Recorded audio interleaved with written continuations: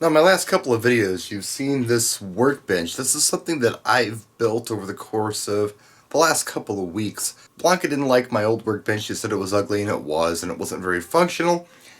And, the more I got to thinking about it, I need tool storage, and I did need a place to work and mount things like my vise and my grinder, but I couldn't find anything that I could buy off the shelf that suit my needs. So I decided to build my own. This is the base of it. This is the Craftsman 10 drawer rollaway. It's 52 inches long and 18 inches deep. It's really cool. It's got the soft closed drawers. I like that. The butcher block tops are more expensive than I thought. So I went to Lumber Liquidators. I think it's called Hevia Wood. It's basically rubber plant, and it's an inch and a half thick. This is B stock. It was scratched or whatever. I picked it up for $100. It was 36 inches deep and 72 inches long, and I cut it down to 54 inches long, so I got an inch overhang on each side, and 24 inches deep. Got an inch and a half overhang in the front, and I have a 4.5 inch overhang in the back. Now, what I also had to do was put a spacer board between the actual tool cabinet and the butcher block top, because these have these little lips on here, all these tool boxes, so you can put a chest on here or whatever.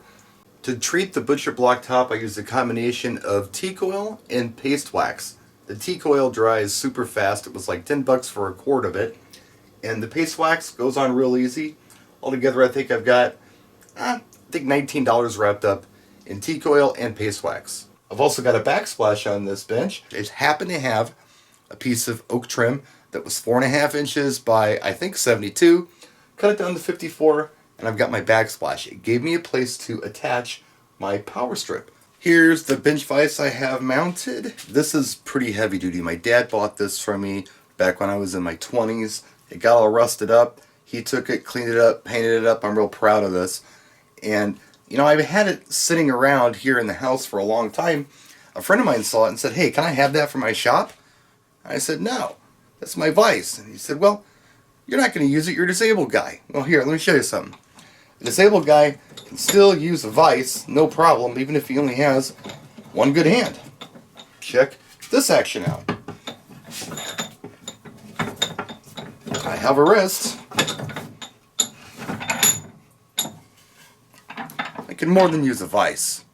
And my bench grinder, I bought this when I was in my mid-20s. It was in my first house. My daughter repossessed it recently for me, which was really cool. These come in handy, man. You got the stone on one side. You got a wire brush on the other side, so you can easily clean rust off the tools or whatever you want to do, or maybe even do some metal grinding. I don't do a lot of grinding, but I do a lot of brushing. This thing's really going to come in handy for me. I haven't been able to use one of these for years. I missed them, and I'm glad to have it back. And what good is a modern workbench without a computer on it? I did a laptop. I had this old laptop stand. DJ Deck Stands out of the UK made it, and I never really utilized it properly. I took the base off of it and bolted the pole directly to the workbench.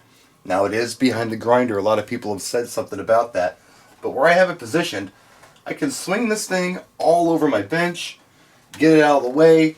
I can completely take it off of this arm as well, or alternately I could do something crazy like put a piece of cardboard behind here to block any debris from going into this laptop. But yeah, this will be handy. This works as a parts lookup station. I can do entertainment on it. I can listen to Sirius XM. I can do all kinds of stuff with this laptop. So there's my custom workbench built for me, for my needs. I hope you liked it. I hope it maybe gave you some ideas. You don't have to settle for whatever they have in the store. Thanks for watching. We'll see you next time.